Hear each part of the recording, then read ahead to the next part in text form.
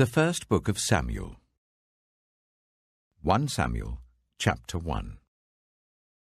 There was a certain man from Ramathaim, a Zuphite from the hill country of Ephraim, whose name was Elkanah, son of Jeroham, the son of Elihu, the son of Tohu, the son of Zuph, an Ephraimite. He had 2 wives. One was called Hannah, and the other Peninnah. Peninnah had children, but Hannah had none. Year after year, this man went up from his town to worship and sacrifice to the Lord Almighty at Shiloh, where Hophni and Phinehas, the 2 sons of Eli, were priests of the Lord. Whenever the day came for Elkanah to sacrifice, he would give portions of the meat to his wife Peninnah and to all her sons and daughters. But to Hannah he gave a double portion, because he loved her, and the Lord had closed her womb. Because the Lord had closed Hannah's womb, her rival kept provoking her in order to irritate her. This went on year after year. Whenever Hannah went up to the house of the Lord, her rival provoked her till she wept and would not eat. Her husband, Elkanah, would say to her, "Hannah, why are you weeping? Why don't you eat? Why are you downhearted? Don't I mean more to you than 10 sons?" Once, when they had finished eating and drinking in Shiloh, Hannah stood up. Now Eli, the priest, was sitting on his chair by the doorpost of the Lord's house. In her deep anguish, Hannah prayed to the Lord, weeping bitterly. And she made a vow, saying, "Lord Almighty, if you will only look on your servant's misery and remember me, and not forget your servant, but give her a son, then I will give him to the Lord for all the days of his life, and no razor will ever be used on his head." As she kept on praying to the Lord, Eli observed her mouth. Hannah was praying in her heart, and her lips were moving, but her voice was not heard. Eli thought she was drunk and said to her, "How long are you going to stay drunk? Put away your wine." "Not so, my lord," Hannah replied. "I am a woman who is deeply troubled. I have not been drinking wine or beer. I was pouring out my soul to the Lord. Do not take your servant for a wicked woman. I have been praying here out of my great anguish and grief." Eli answered, "Go in peace, and may the God of Israel grant you what you have asked of him." She said, "May your servant find favor in your eyes." Then she went away and ate something, and her face was no longer downcast. Early the next morning they arose and worshipped before the Lord, and then went back to their home at Ramah. Elkanah made love to his wife Hannah, and the Lord remembered her. So in the course of time Hannah became pregnant and gave birth to a son. She named him Samuel, saying, "Because I asked the Lord for him." When her husband Elkanah went up with all his family to offer the annual sacrifice to the Lord and to fulfill his vow, Hannah did not go. She said to her husband, "After the boy is weaned, I will take him and present him before the Lord, and he will live there always." "Do what seems best to you," her husband Elkanah told her. "Stay here until you have weaned him. Only may the Lord make good his word." So the woman stayed at home and nursed her son until she had weaned him. After he was weaned, she took the boy with her, young as he was, along with a 3-year-old bull, an ephah of flour, and a skin of wine, and brought him to the house of the Lord at Shiloh. When the bull had been sacrificed, they brought the boy to Eli, and she said to him, "Pardon me, my lord. As surely as you live, I am the woman who stood here beside you praying to the Lord. I prayed for this child, and the Lord has granted me what I asked of him. So now I give him to the Lord. For his whole life he shall be given over to the Lord." And he worshipped the Lord there. 1 Samuel chapter 2. Then Hannah prayed and said, "My heart rejoices in the Lord. In the Lord my horn is lifted high. My mouth boasts over my enemies, for I delight in your deliverance. There is no one holy like the Lord. There is no one besides you. There is no rock like our God. Do not keep talking so proudly, or let your mouth speak such arrogance. For the Lord is a God who knows, and by him deeds are weighed. The bows of the warriors are broken, but those who stumbled are armed with strength. Those who are full hire themselves out for food, but those who are hungry no more. She who was barren has borne 7 children, but she who has had many sons pines away. The Lord brings death and makes alive. He brings down to the grave and raises up. The Lord sends poverty and wealth. He humbles and he exalts. He raises the poor from the dust and lifts the needy from the ash heap. He seats them with princes and makes them inherit a throne of honor. For the foundations of the earth are the Lord's. On them he has set the world. He will guard the feet of his faithful servants, but the wicked will be silenced in the place of darkness. It is not by strength that one prevails. Those who oppose the Lord will be broken. The Most High will thunder from heaven. The Lord will judge the ends of the earth. He will give strength to his king and exalt the horn of his anointed. Then Elkanah went home to Ramah, but the boy ministered before the Lord under Eli the priest. Eli's sons were scoundrels. They had no regard for the Lord. Now it was the practice of the priests that whenever any of the people offered a sacrifice, the priest's servant would come with a 3-pronged fork in his hand while the meat was being boiled, and would plunge the fork into the pan or kettle or cauldron or pot. Whatever the fork brought up, the priest would take for himself. This is how they treated all the Israelites who came to Shiloh. But even before the fat was burned, the priest's servant would come and say to the person who was sacrificing, "Give the priest some meat to roast. He won't accept boiled meat from you, but only raw." If the person said to him, "Let the fat be burned first, and then take whatever you want," the servant would answer, "No, hand it over now. If you don't, I'll take it by force." This sin of the young men was very great in the Lord's sight, for they were treating the Lord's offering with contempt. But Samuel was ministering before the Lord, a boy wearing a linen ephod. Each year his mother made him a little robe and took it to him, when she went up with her husband to offer the annual sacrifice. Eli would bless Elkanah and his wife, saying, "May the Lord give you children by this woman to take the place of the one she prayed for and gave to the Lord." Then they would go home. And the Lord was gracious to Hannah. She gave birth to 3 sons and 2 daughters. Meanwhile, the boy Samuel grew up in the presence of the Lord. Now Eli, who was very old, heard about everything his sons were doing to all Israel, and how they slept with the women who served at the entrance to the tent of meeting. So he said to them, "Why do you do such things? I hear from all the people about these wicked deeds of yours. No, my sons, the report I hear spreading among the Lord's people is not good. If one person sins against another, God may mediate for the offender. But if anyone sins against the Lord, who will intercede for them?" His sons, however, did not listen to their father's rebuke, for it was the Lord's will to put them to death. And the boy Samuel continued to grow in stature and in favor with the Lord and with people. Now a man of God came to Eli and said to him, "This is what the Lord says. Did I not clearly reveal myself to your ancestors' family when they were in Egypt under Pharaoh? I chose your ancestor out of all the tribes of Israel to be my priest, to go up to my altar, to burn incense, and to wear an ephod in my presence.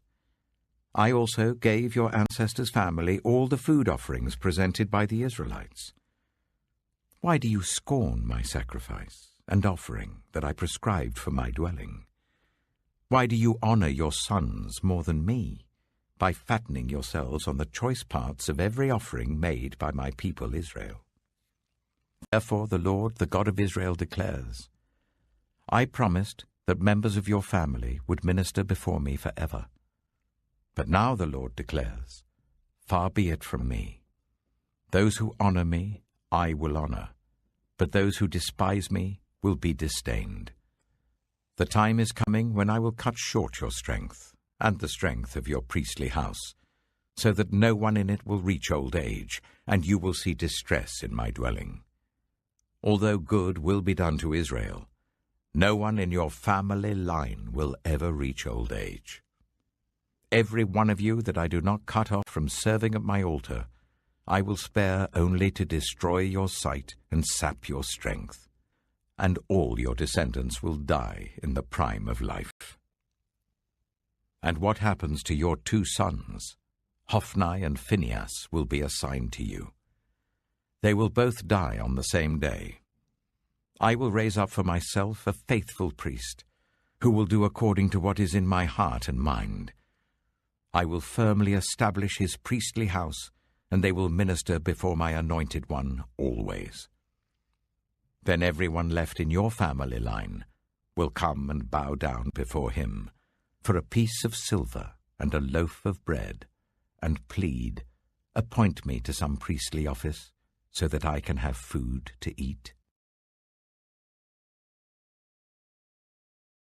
1 Samuel chapter 3. The boy Samuel ministered before the Lord under Eli. In those days the word of the Lord was rare. There were not many visions. One night, Eli, whose eyes were becoming so weak that he could barely see, was lying down in his usual place.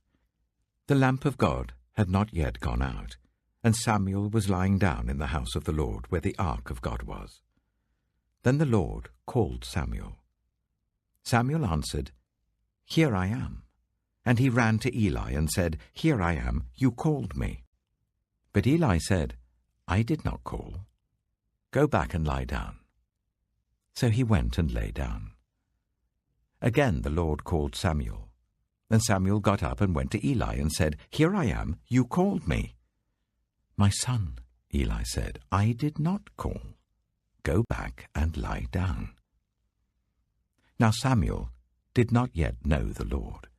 The word of the Lord had not yet been revealed to him. A third time the Lord called, Samuel. And Samuel got up and went to Eli and said, Here I am, you called me. Then Eli realized that the Lord was calling the boy. So Eli told Samuel, Go and lie down, and if he calls you, say, Speak, Lord, for your servant is listening. So Samuel went and lay down in his place. The Lord came and stood there, calling as at the other times, Samuel, Samuel. Then Samuel said, Speak, for your servant is listening. And the Lord said to Samuel, See, I am about to do something in Israel that will make the ears of everyone who hears about it tingle. At that time, I will carry out against Eli everything I spoke against his family, from beginning to end. For I told him that I would judge his family forever, because of the sin he knew about. His sons uttered blasphemies against God, and he failed to restrain them. Therefore I swore to the house of Eli, the guilt of Eli's house will never be atoned for by sacrifice or offering. Samuel lay down until morning, and then opened the doors of the house of the Lord. He was afraid to tell Eli the vision, but Eli called him and said, Samuel, my son. Samuel answered, Here I am. What was it he said to you? Eli asked. Do not hide it from me. May God deal with you, be it ever so severely, if you hide from me anything he told you. So Samuel told him everything, hiding nothing from him. Then Eli said, He is the Lord. Let him do what is good in his eyes. The Lord was with Samuel as he grew up, and he let none of Samuel's words fall to the ground. And all Israel from Dan to Beersheba recognized that Samuel was attested as a prophet of the Lord. The Lord continued to appear at Shiloh, and there he revealed himself to Samuel through his word. Luke chapter 23. Then the whole assembly rose and led him off to Pilate. And they began to accuse him, saying, "We have found this man subverting our nation. He opposes payment of taxes to Caesar and claims to be Messiah, a king." So Pilate asked Jesus, "Are you the king of the Jews?" "You have said so," Jesus replied. Then Pilate announced to the chief priests and the crowd, "I find no basis for a charge against this man." But they insisted, "He stirs up the people all over Judea by his teaching. He started in Galilee and has come all the way here." On hearing this, Pilate asked if the man was a Galilean. When he learned that Jesus was under Herod's jurisdiction, he sent him to Herod, who was also in Jerusalem at that time. When Herod saw Jesus, he was greatly pleased, because for a long time he had been wanting to see him. From what he had heard about him, he hoped to see him perform a sign of some sort. He plied him with many questions, but Jesus gave him no answer. The chief priests and the teachers of the law were standing there, vehemently accusing him. Then Herod and his soldiers ridiculed and mocked him.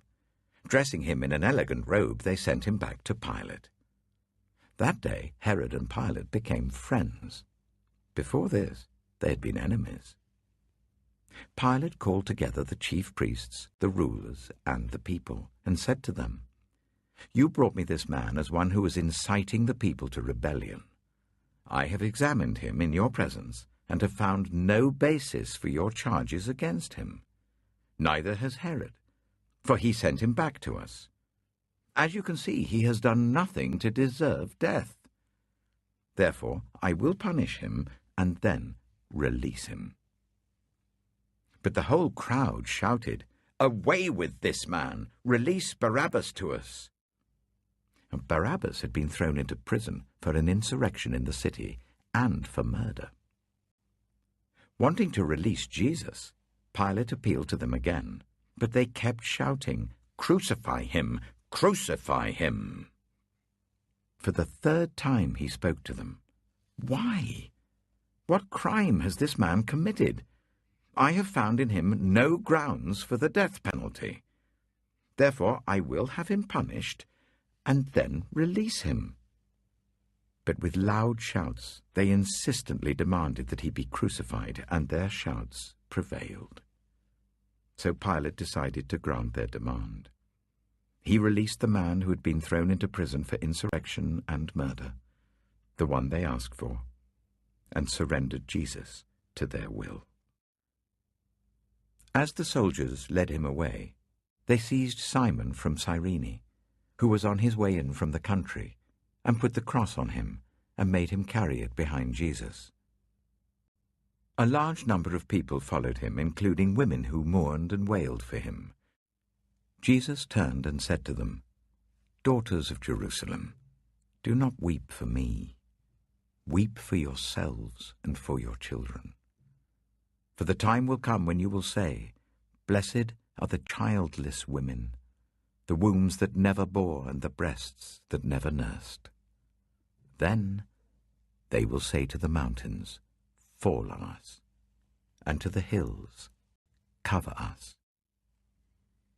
For if people do these things when the tree is green, what will happen when it is dry?" 2 other men, both criminals, were also led out with him to be executed. When they came to the place called the Skull, they crucified him there along with the criminals, one on his right, the other on his left. Jesus said, "Father, forgive them, for they do not know what they are doing." And they divided up his clothes by casting lots. The people stood watching, and the rulers even sneered at him. They said, "He saved others, let him save himself if he's God's Messiah, the chosen one." The soldiers also came up and mocked him. They offered him wine vinegar and said, "If you are the king of the Jews, save yourself." There was a written notice above him which read, "This is the King of the Jews." One of the criminals who hung there hurled insults at him. "Aren't you the Messiah? Save yourself and us." But the other criminal rebuked him. "Don't you fear God," he said, "since you are under the same sentence? We are punished justly, for we are getting what our deeds deserve, but this man has done nothing wrong." Then he said, "Jesus, remember me when you come into your kingdom." Jesus answered him, "Truly I tell you, today you will be with me in paradise." It was now about noon, and darkness came over the whole land until 3 in the afternoon, for the sun stopped shining, and the curtain of the temple was torn in two. Jesus called out with a loud voice, "Father, into your hands I commit my spirit." When he had said this, he breathed his last. The centurion, seeing what had happened, praised God and said, "Surely this was a righteous man." When all the people who had gathered to witness this sight saw what took place, they beat their breasts and went away. But all those who knew him, including the women who had followed him from Galilee, stood at a distance watching these things. Now there was a man named Joseph, a member of the council, a good and upright man, who had not consented to their decision and action. He came from the Judean town of Arimathea, and he himself was waiting for the kingdom of God. Going to Pilate, he asked for Jesus' body. Then he took it down, wrapped it in linen cloth, and placed it in a tomb cut in the rock, one in which no one had yet been laid. It was preparation day, and the Sabbath was about to begin. The women who had come with Jesus from Galilee followed Joseph and saw the tomb and how his body was laid in it. Then they went home and prepared spices and perfumes, but they rested on the Sabbath in obedience to the commandment. Psalm 94. The Lord is a God who avenges. O God who avenges, shine forth. Rise up, Judge of the earth. Pay back to the proud what they deserve. How long, Lord, will the wicked, how long will the wicked be jubilant? They pour out arrogant words. All the evildoers are full of boasting. They crush your people, Lord. They oppress your inheritance. They slay the widow and the foreigner. They murder the fatherless. They say, the Lord does not see. The God of Jacob takes no notice. Take notice, you senseless ones among the people. You fools, when will you become wise? Does he who fashioned the ear not hear? Does he who formed the eye not see? Does he who disciplines nations not punish? Does he who teaches mankind lack knowledge? The Lord knows all human plans. He knows that they are futile. Blessed is the one you discipline, Lord, the one you teach from your law. You grant them relief from days of trouble, till a pit is dug for the wicked. For the Lord will not reject his people. He will never forsake his inheritance. Judgment will again be founded on righteousness, and all the upright in heart will follow it. Who will rise up for me against the wicked? Who will take a stand for me against evildoers? Unless the Lord had given me help, I would soon have dwelt in the silence of death. When I said, my foot is slipping, your unfailing love, Lord, supported me. When anxiety was great within me, your consolation brought me joy. Can a corrupt throne be allied with you? A throne that brings on misery by its decrees. The wicked band together against the righteous and condemn the innocent to death. But the Lord has become my fortress. and my God, the rock in whom I take refuge. He will repay them for their sins and destroy them for their wickedness. The Lord our God will destroy them. The Book of Proverbs. Proverbs, chapter 1. The Proverbs of Solomon, son of David, king of Israel, for gaining wisdom and instruction, for understanding words of insight, for receiving instruction in prudent behavior, doing what is right and just and fair, for giving prudence to those who are simple, knowledge and discretion to the young. Let the wise listen and add to their learning, and let the discerning get guidance, for understanding proverbs and parables, the sayings and riddles of the wise. The fear of the Lord is the beginning of knowledge, but fools despise wisdom and instruction. Listen, my son, to your father's instruction, and do not forsake your mother's teaching. They are a garland to grace your head, and a chain to adorn your neck. My son, if sinful men entice you, do not give in to them. If they say, "Come along with us, let's lie in wait for innocent blood, let's ambush some harmless soul, let's swallow them alive like the grave, and whole like those who go down to the pit. We will get all sorts of valuable things and fill our houses with plunder. Cast lots with us. We will all share the loot." My son, do not go along with them. Do not set foot on their paths, for their feet rush into evil. They are swift to shed blood. How useless to spread a net where every bird can see it. These men lie in wait for their own blood. They ambush only themselves. Such are the paths of all who go after ill-gotten gain. It takes away the life of those who get it. Out in the open, wisdom calls aloud. She raises her voice in the public square. On the top of the wall she cries out. At the city gate she makes her speech. How long will you who are simple love your simple ways? How long will mockers delight in mockery and fools hate knowledge? Repent at my rebuke. Then I will pour out my thoughts to you, and I will make known to you my teachings.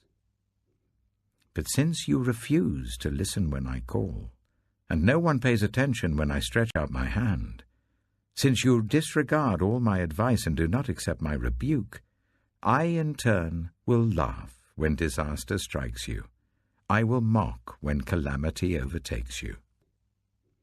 When calamity overtakes you like a storm, when disaster sweeps over you like a whirlwind, when distress and trouble overwhelm you, then they will call to me, but I will not answer. They will look for me, but will not find me, since they hated knowledge and did not choose to fear the Lord. Since they would not accept my advice and spurned my rebuke, they will eat the fruit of their ways and be filled with the fruit of their schemes. For the waywardness of the simple will kill them, and the complacency of fools will destroy them. But whoever listens to me will live in safety and be at ease, without fear of harm.